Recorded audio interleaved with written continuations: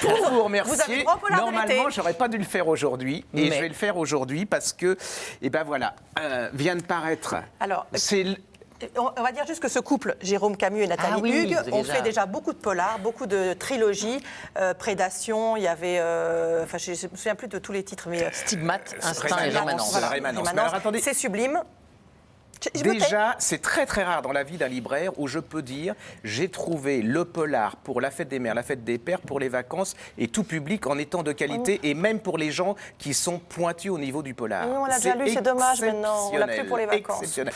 Alors ils ont un avantage sur les précédents, c'est que les précédents Prédation c'était extraordinairement original, mais c'était un peu gore. Hein. Il y a certaines personnes, ça saignait pas mal et ça gore, non, enfin bon. Écoutez, les 10 premières pages, elles sont un peu hard parce que bon, on se retrouve à Paris, on retrouve pendu le ventre ouvert un avocat, sa femme est égorgée et ses 2 petits-enfants sont enlevés et on ne sait pas où ils sont. Une phrase au hasard. Première chose, sec, l'homme éventera l'avocat. Oui, bon, mais en même temps, c'est clair. Ça c'est le plus. Le corps rebondit contre la façade. Ça se tient, c'est les 10 premières lignes, c'est les plus, à mon avis, gore physiquement. Hein, je ne parle pas psychologiquement. Et là vont passer. Alors on va faire des enquêtes. Rien, hein, il ne se passe rien, on ne trouve rien. On sait que ce type était, d'un point de vue sexuel, un peu pervers. Quelques années après, vient une jeune journaliste, Lara, et qui, elle, veut absolument devenir, mais vraiment une grande journaliste. Et elle décide de mener une enquête sur ce type et sur ce meurtre.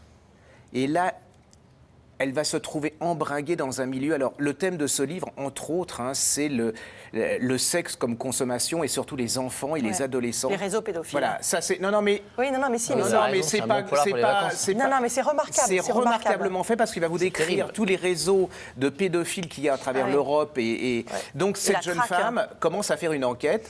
Et un jour, elle part en voiture sur l'autoroute et elle disparaît et elle va se retrouver dans un bunker. Avec un type absolument abominable. Oui, là, c'est un peu dur aussi. Hein. Oui, c'est un peu dur. Donc, c'est quand même 2 fois 10 pages que c'est dur. Hein. Non, mais c'est psychologique. Donc, elle va se retrouver là-dedans. Le meurtrier... Pourquoi vous nous racontez toute l'histoire? Mais non, mais c'est les 10 premières pages sur 800. Attendez, là, c'est les 5 pages. Ah, ça, je vous jure, moi, je l'ai lu. Donc là, elle se retrouve dans... très bien. Elle se retrouve dans le bunker.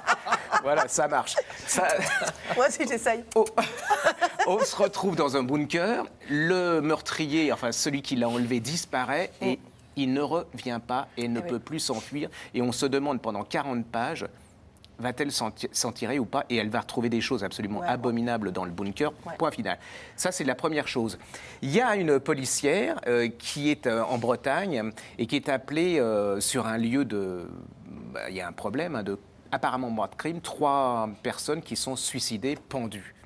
Et elle est absolument pas d'accord. Autre affaire qui vont se mettre là-dedans. Vous imaginez, il va y avoir 4-5 affaires. Alors, il y a plein de thèmes là-dedans. Il y a le journalisme, qui est très... c'est une des fois où les journalistes, d'habitude, on est relativement gentils, mais il y a entre le journalisme d'investigation, les chaînes d'infos permanentes et tout ça, il y a le sexe, le pédophile. Il y a la maladie psychiatrique, on ne dira pas plus avec cette policière. Il y a 10 remandants, et alors il y a une... Non, attendez. C'est incroyable. C'est le début d'une trilogie. Et le pire, c'est la fin. Parce que je m'attendais à tout, j'avais tout calculé, je pensais avoir trouvé... Non. Et bien, pas du tout. Alors que moi, je t'ai dit, si, j'ai pas été... À la fin, j'ai compris. Alors, l'horrible, c'est que... Dis-moi ça, il faut que je le lise. Mais oui, je vais vous laisser, je l'ai déjà lu. C'est phénoménal. Et alors, surtout, dites-vous bien, vous pouvez l'offrir à votre maman, il y a aucun... Alors, le seul problème, quand vous le commencez, il ne faut pas avoir quelque chose à faire dans le week-end, là, parce qu'on ne le lâche pas. La trilogie s'appelle W3. C'est foutu. Et le premier tome s'appelle Le sourire des pendus. J'ai eu quand même Nathalie Hugues au téléphone, parce que je voulais la féliciter, et pour lui dire, mais la suite. Et ils ont déjà tout dans la tête, c'est incroyable. C'est extraordinaire, c'est un classique. On a bien compris que c'est très, très bien conçu. Est-ce que c'est bien écrit aussi? Ah oui, c'est bien, très bien. Moi, ce que je cherche dans un polar, c'est l'efficacité. Donc, je ne demande pas, si je veux lire Marcel Proust, je lis Marcel Proust. Et alors, ce que je veux dire, c'est qu'il y a un sujet, un verbe, un adjectif, un compliment, et c'est bien fait. Si vous l'achetez en papier, vous avez en même temps sa version numérique. Voilà, gratuite. Hein. Attention, c'est la première fois que ça se fait en France. Absolument. Et là, c'est un bouquin exceptionnel. Franchement, c'est génialissime. Et génialissime.